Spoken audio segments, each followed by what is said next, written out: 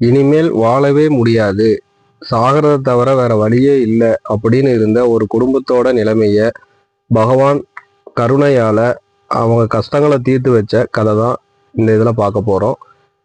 நகைக்கடை வச்சு சொந்தமாக தொழில் பண்ணிக்கிட்டு இருந்த ஒரு நண்பர் கடன் பிரச்சனையினால ஜாமீன் போட்டு அதனால வந்த கடன் பிரச்சனையினால ரொம்ப அவதிப்பட்டு கடனை அடைக்க முடியாத சுச்சுவேஷன்ல கடையும் இழந்து வாழ்றதே ரொம்ப கஷ்டமான நிலையில ஒருவேளை சாப்பாட்டுக்கு கூட யார்கிட்டையும் கேட்க முடியாத நிலைமைக்கு வந்துட்டாங்க.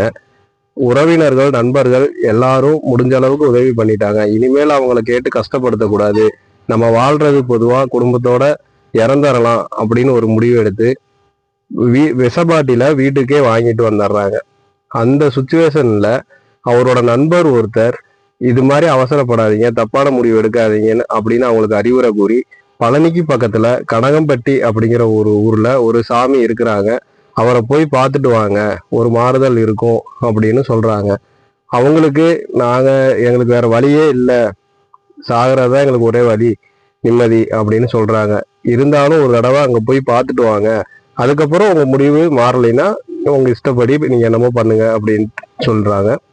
இவங்க சரி ஒரு தடவை வந்து பார்க்கலாம் அப்படின்னு தன்னோட குழந்தைகளையும் அழைச்சிக்கிட்டு 4 பேர் கனகம்பட்டிக்கு வராங்க, குடும்பத்தோட வராங்க. ஐயா இப்ப கனகம்பட்டி இப்ப இருக்கிற விரிய மரத்துக்கு பக்கத்துல இருக்கிற வீட்டுல தான் இருக்கிறாரு. அவர் சுத்தி பக்தர்கள் இருக்கிறாங்க, மக்கள்கள் சின்ன சின்ன வேலைகள் செஞ்சுக்கிட்டு இருக்காங்க. இவங்க வர்றது ஒரு மதிய நேரம் வராங்க, வெயில் நல்லா அடிச்சுக்கிட்டு இருக்கு. ஐயா வந்து கட்டல்ல உட்காந்துருக்குறாங்க. இவங்க வந்து கார்ல இருந்து கீழே இறங்குறாங்க, இறங்கி ஐயாவுக்கு பக்கத்துல போறாங்க. ஐயா அவங்கள பார்த்ததும் ஒரு வார்த்தை சொல்றாரு, நேற்று சாகணும்னு சொல்லிட்டு இருந்தவன் இங்க எதுக்குடா வந்திருக்கிறான், இன்னும் அவன் சாகலையா அப்படின்னு சொல்லி பக்கத்துல இருந்த பக்தர்கள்ட்ட சொல்லிக்கிட்டே சிரிக்கிறாரு. இவங்களுக்கு ஒண்ணுமே புரியல. நம்ம அங்க வீட்டுல நடந்தது அப்பதான் முத தடவை இங்க வரோம், ஐயாட்ட எதுவுமே வாயை திறந்து சொல்லல. ஆனா ஐயா அதை முன்னாடியே தெரிஞ்சுக்கிட்டு கேட்கறாங்களே, அப்போ நம்மளோட பிரச்சனைகள் எல்லாமே ஐயானால தீர்த்து வைக்க முடியும் அப்படின்னு அவங்களுக்கு ஒரு நம்பிக்கை வருது. ஐயா கிட்ட பணிவா நிக்கிறாங்க. ஐயா திடீர்னு அவங்கள பாக்குறாரு, பார்த்து இந்த பக்கத்துல இருக்க இந்த கிணத்துல போய் குதிடா, போடா, நீதான் சாகரையில போய் அதுல குதி அப்படிங்கிறாரு. ஐயா சொல்லிட்டு எதுவுமே பேசல, அவர் பாட்டுக்கு எந்திரிச்சு நடந்து போயிடுறாரு. அங்க இருந்தவங்க எல்லாம் ஐயா ஐயா சொன்னா அதுல ஒரு அர்த்தம் இருக்கும், நீங்க சொன்னதை பண்ணுங்க உங்க கஷ்டம் தீந்துரும் அப்படின்னு சொல்றாங்க. ஆனா இவங்களுக்கு ஒரே பயம், கிணத்துக்குள்ள தண்ணி வந்து ஒரு அளவுக்கு தான் இருக்கு, அது நல்ல ஆழமான கிணறு, அதுல வந்து குதிக்க சொல்றாரு, என்ன பண்றதுன்னு தெரியலையே அப்படின்னு சொல்லிட்டு தயங்கி நிக்கிறாங்க. அப்புறம் மனசுக்குள்ள அவங்களுக்கே ஒரு வைராக்கியம் வருது, நம்ம இறக்கணும்னு தானே இருந்தோம், சரி ஐயா சொல்றதை செஞ்சிருவோம், அதுக்கப்புறம் இருக்கிறதும் இல்லாததும் அது அவரோட கருணை அப்படின்னு சொல்லிட்டு அவர் மேல பாரத்தை போட்டுட்டு ஐயாவை வேண்டிக்கிட்டே உள்ள குதிச்சிடுறாங்க, குடும்பத்தோட உள்ள குதிச்சிடுறாங்க. உள்ள விழுந்தவங்களுக்கு எந்த ஒரு அடியுமே படலை. ஐயா மேல இருந்து எட்டி பாக்குறாரு, பார்த்து என்னடா என்ன நீ சாகலையா, பொழைச்சிக்கிட்டீங்களா, சரி மேல வாங்க அப்படிங்கிறாங்க. அவ்வளவு தூரத்துல இருந்து கீழே விழுந்து ஒண்ணுமே ஆகலை. இது வந்து ஐயா வந்து அவங்களோட அந்த கண்டத்துல இருந்து காப்பாத்துறாங்க. அவங்க இறக்கணும் அப்படிங்கிற அந்த ஒரு கர்மால இருந்து ஐயா வந்து அவங்கள காப்பாத்தி இருக்காரு. அப்புறம் கைத்த போட்டு கட்டளை போட்டு எல்லாத்தையும் மேல தூக்க சொல்றாங்க, எல்லாத்தையும் தூக்குறாங்க. மேல வந்து அவங்க உட்காடுறாங்க. ஐயா வந்து சிரிச்சுட்டே சொல்றாரு, சாகிறது தான் ஒரு முடிவா சாமி, அப்ப நாங்களாம் எதுக்கு இருக்கிறோம் அப்படின்னு சொல்றாரு. சொல்லிட்டு சாப்பாடு கொடுக்க சொல்றாங்க, அவங்களுக்கு சாப்பாடு கொடுக்குறாங்க, அவங்க வயிறார சாப்பிட்றாங்க. ஒரு நாள் ஃபுல்லா ஐயா கூடயே இருக்கிறாங்க. ஐயா வந்து சூட்சமா வார்த்தையில ஒரே ஒரு வார்த்தை மட்டும் அவங்கள்ட்ட அவங்க கிளம்புறப்ப சொல்றாரு, விடியும் ராக்கி வருவா போ அப்படிங்கிறாரு. வேற எதுவுமே சொல்லல. அதுக்கப்புறம் ஐயா பாட்டுக்கு நடந்து போயிட்டாங்க. இவங்களுக்கு ஒண்ணுமே புரியல. சரி இருந்தாலும் ஒரு மன நிம்மதி, ஐயாவை பார்த்துட்டோம், ஐயா சொன்னதை செஞ்சுட்டோம், இதுல ஏதோ ஒரு இது இருக்கும், நம்மளுக்கு ஒரு மறுபிறப்பு மாதிரி, கிணத்துக்குள்ள விழுந்து ஒண்ணுமே ஆகல, நம்ம இது வந்து பொழைச்சு வந்த மாதிரி மறுபிறப்பு, ஐயா நம்மளுக்கு மறுபிறவி கொடுத்துருக்காரு அப்படின்னு ஆழமா நம்பிட்டாங்க. ஐயா மேல ரொம்ப பக்தியும் அன்பும் அவங்களுக்கு வந்துருச்சு.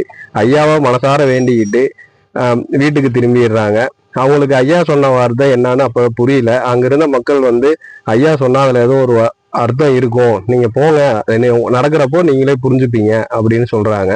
அவங்களும் ஐயாவை வேண்டிக்கிட்டு வீட்டுக்கு திரும்பிடுறாங்க.